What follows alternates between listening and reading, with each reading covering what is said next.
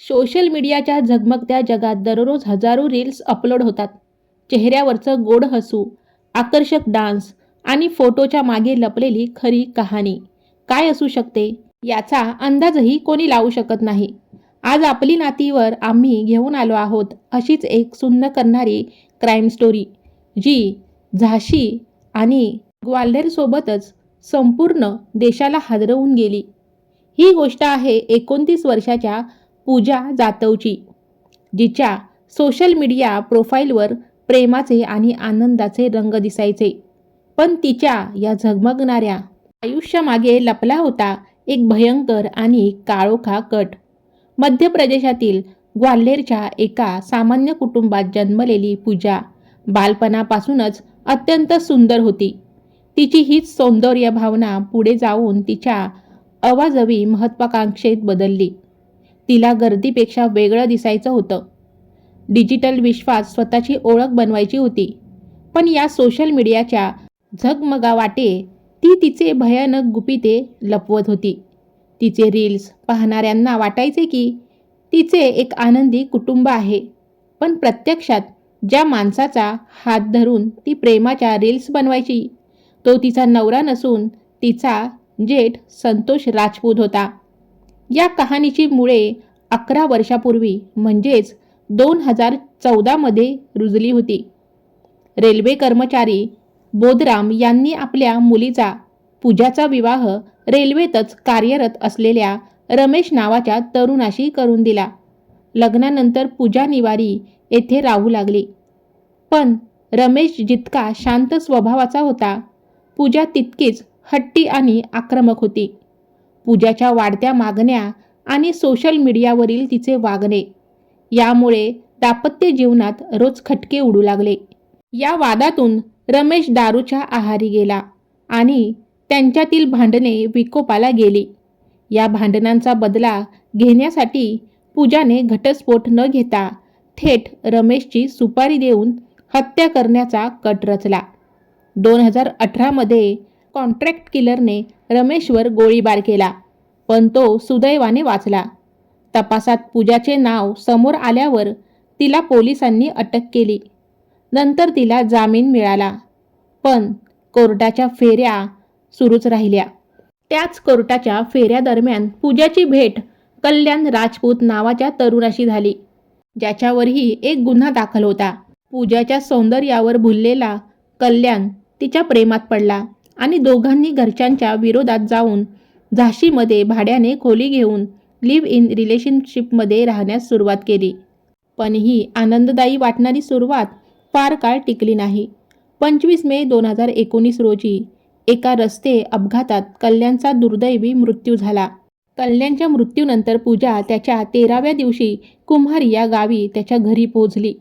तिथे कल्याणची आई सुशीला देवी यांच्या पाया पडत ती ढसाढसा रडू लागली. माझे आई वडील हयात नाहीत, कल्याणच माझी संपूर्ण दुनिया होती, असे सांगून तिने राजपूत कुटुंबाची सहानुभूती मिळवली. सुशीला देवी आणि अजय राजपूत यांनी तिला आपल्या मृत मुलाची शेवटची आठवण म्हणून घरात आश्रय दिला. तिचे BAचे ॲडमिशन करून दिले आणि कल्याणचा विमा दावा तिच्या नावे करण्याचे ठरवले. पण 2020च्या लॉकडाऊन दरम्यान घरात एकत्र राहताना पूजा आणि तिच्या जेठचे म्हणजे संतोष राजपूतचे अनैतिक संबंध सुरू झाले. संतोष आधीच विवाहित होता आणि त्याला रागिनी नावाची पत्नी होती. 2021 मध्ये पूजा गरोदर राहिली आणि 2022 मध्ये तिने संतोषच्या मुलीला जन्म दिला. यामुळे घरात रोज मोठा कलह सुरू झाला. संतोषची पत्नी रागिनी हिने अनेकदा विरोध केला, पण परिस्थिती बिघडत गेली. पूजा संतोषसोबत उघडपणे रील्स बनवून सोशल मीडियावर शेअर करू लागली. शेवटी त्रासाला कंटाळून रागिनीने आपल्या हक्काची 8 एकर जमीन मागितली आणि ऑक्टोबर 2024 मध्ये ती घर सोडून निघून गेली. इथेच पूजाच्या डोक्यात नवीन लालच निर्माण झाले. तिने कल्याणच्या वाट्याची 8 एकर जमीन स्वतःच्या नावे करण्याची मागणी सुरू केली. अजय आणि संतोष सुरुवातीला तयार झाले, पण सासू सुशीला देवी यांनी याला स्पष्ट नकार दिला. सुशीला देवींना पूजाच्या हेतूवर शंका येऊ लागली होती. सासूच आपल्या जमिनीच्या मध्ये अडथळा बनत आहे हे पाहून पूजाने तिला कायमचे रस्त्यातून हटवण्याचा कट रचला.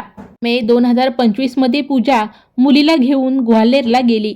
तिने आपली बहीण कामिनी आणि कामिनीचा प्रेमी अनिल वर्मा यांना पैशाचे आमिष दाखवून हत्येच्या कटात सामील केले.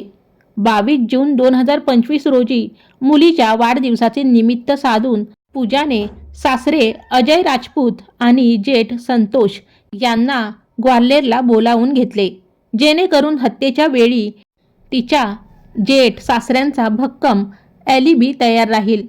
23 जूनच्या रात्री कामिनी आणि अनिल वर्मा बाईकवरून कुम्हार या गावी पोहोचले. 24 जूनच्या पहाटे 5 वाजता त्यांनी सुशीला देवी यांना घरात गाठले. त्यांनी सुशीला देवीचे हातपाय बांधले, तोंडात चिमट्याच्या साह्याने कपडा कोंबला आणि विषारी इंजेक्शन देऊन गळा आवळून त्यांची निर्घृण हत्या केली. हत्येला दरोड्याचे स्वरूप देण्यासाठी त्यांनी घरातील 8 लाखाचे दागिने आणि रोकड लंपास केली. दुपारी 1 वाजता अजय राजपूत घरी परतले तेव्हा सुशीला देवींचा मृतदेह पाहून हादरून गेले.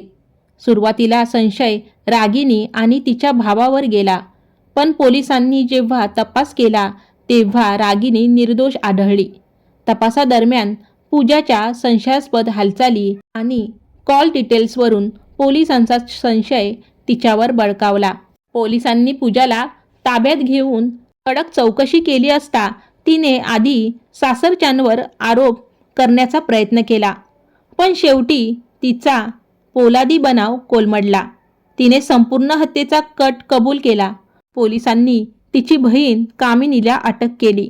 तर 1 जुलै 2025 रोजी अनिल वर्माला चकमकीत जखमी करून अटक करण्यात आली.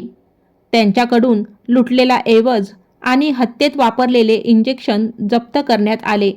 मित्रांनो, ज्या कुटुंबाने एका अनाथ विधवेला आपल्या मुलीसारखे घरास स्थान दिले, तिनेच पैशाच्या आणि वासनेच्या लालसेपोटी त्याच घराची राखरांगोळी केली. सोशल मीडियाच्या रंगीबेरंगी दुनियेमागे लपलेला हा चेहरा मानवी नातेसंबंधामधील विश्वासाचा कसा खून करू शकतो याचे हे जिवंत उदाहरण आहे. तर तुम्हाला याबद्दल काय वाटते हे कमेंट करून नक्की सांगा. व्हिडिओ आवडला असेल तर लाईक करा. धन्यवाद.